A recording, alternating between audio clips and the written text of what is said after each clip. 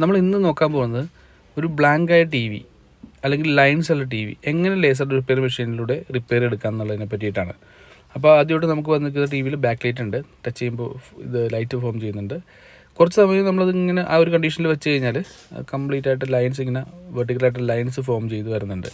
കുറേ സമയം കൊണ്ട് നമ്മൾ സ്റ്റേ ചെയ്യണമെന്നുണ്ടെങ്കിൽ കുറച്ച് കഴിയുമ്പോൾ ഫുള്ളായിട്ട് അതിൽ ലൈൻസ് ഫോം ചെയ്യുന്നുണ്ട്. അപ്പോൾ ഈ ഒരു കണ്ടീഷനിലാണ് നമ്മൾ ലേസർ റിപ്പയറിങ് സ്റ്റാർട്ട് ചെയ്യുന്നത്. അപ്പോൾ ഈ ഒരു കണ്ടീഷനിൽ മാത്രമല്ല കേട്ടോ, ബ്ലാങ്ക് സ്ക്രീനായിട്ട് നിൽക്കുക, ബാക്ക് ലൈറ്റ് അതോടുകൂടി ബ്ലാങ്ക് സ്ക്രീനായിട്ട് നിൽക്കുന്ന അവസ്ഥയിലൊക്കെ നമുക്ക് ലേസർ റിപ്പയർ മെഷീനോട് സിമ്പിളായിട്ട് ഈ ഒരു കംപ്ലയിൻറ്റ് നമുക്ക് റെക്ടിഫൈ ചെയ്യാൻ പറ്റും. അപ്പോൾ ഇത് നമ്മൾ ചെയ്യാൻ പോകുന്നത് വെച്ചാൽ ഒരു HKCയുടെ പാനലാണ്. ഇത് PT430 CT02 എന്ന് പറഞ്ഞൊരു മോഡൽ വരുന്ന HKC പാനലാണ്. PT പാനൽ എന്നൊക്കെ നമ്മൾ കോമൺ ആയിട്ട് വിളിക്കുന്നൊരു പാനലാണ്.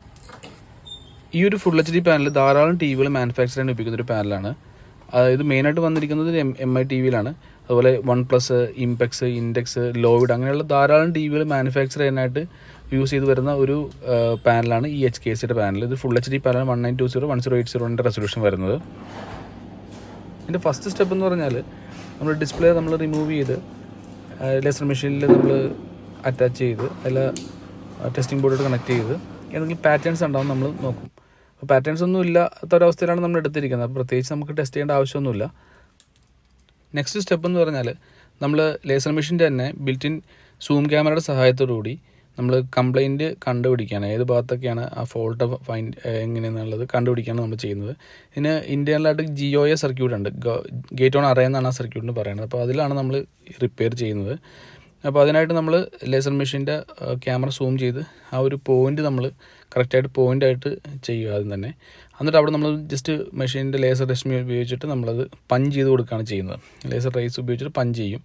അത് നമ്മളിപ്പോൾ കോമൺ ആയിട്ട് ചെയ്തുകൊണ്ടിരിക്കുന്നതായതുകൊണ്ട് നമുക്ക് ആ പോയിന്റുകൾ പെട്ടെന്ന് ഐഡൻറ്റിഫൈ ചെയ്യാൻ പറ്റും. നേരെ ആ ഒരു സ്ഥലങ്ങളിൽ നമ്മൾ പഞ്ച് ചെയ്ത് കൊടുക്കുകയാണ്. ഇപ്പോൾ 2 സ്ഥലങ്ങൾ നമ്മൾ പഞ്ച് ചെയ്തു. നെക്സ്റ്റ് ഈ ഒരു വരുന്നൊരു പോയിൻറ്റും കൂടി നമ്മൾ പഞ്ച് ചെയ്യുകയാണ്.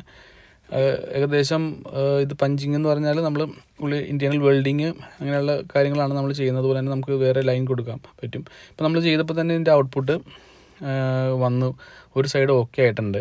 അപ്പോൾ ഇതിന് 2 സൈഡും നമുക്ക് GOA സർക്യൂട്ട് ഉണ്ട്. അപ്പോൾ നമ്മൾ 1 സൈഡ് നമ്മൾ ഓക്കെ ആക്കിയിട്ടുണ്ട്. ഇനി 1 സൈഡ് ഓക്കെ ആക്കിയതുകൊണ്ട് മാത്രം നമ്മുടെ ജോലി കഴിഞ്ഞിട്ടില്ല. ഇനി നമ്മളത് നെക്സ്റ്റ് സൈഡിൽ നമ്മൾ ഈ സെയിം തന്നെ ചെയ്യേണ്ടി വരും. അല്ലെങ്കിൽ നമ്മൾ ഈ ഒരു ഡിസ്പ്ലേ നമ്മൾ ചെയ്തേക്കുന്നതിൻ്റെ ഒരു ലൈഫ് കിട്ടാത്തൊരവസ്ഥയിലേക്ക് പോകും. അതിനായിട്ട് നമ്മൾ ഇതിൻ്റെ ഹെഡ് നമ്മൾ നെക്സ്റ്റ് സൈഡിലേക്ക് മൂവ് ചെയ്യുകയാണ്. ലേസറിൻ്റെ ഹെഡ് നമ്മൾ നെക്സ്റ്റ് സൈഡിലേക്ക് മൂവ് ചെയ്തു. ആ ഒരു പോയിന്റിൽ എത്രമാത്രം കംപ്ലയിൻറ്റുകൾ ഉണ്ട് എന്നുള്ളത് നോക്കിയ ശേഷമാണ് നമ്മൾ പഞ്ച് ചെയ്യുന്നത്. അപ്പോൾ അതിനായിട്ട് നമ്മളത് മൂവ് ചെയ്ത് കറക്റ്റ്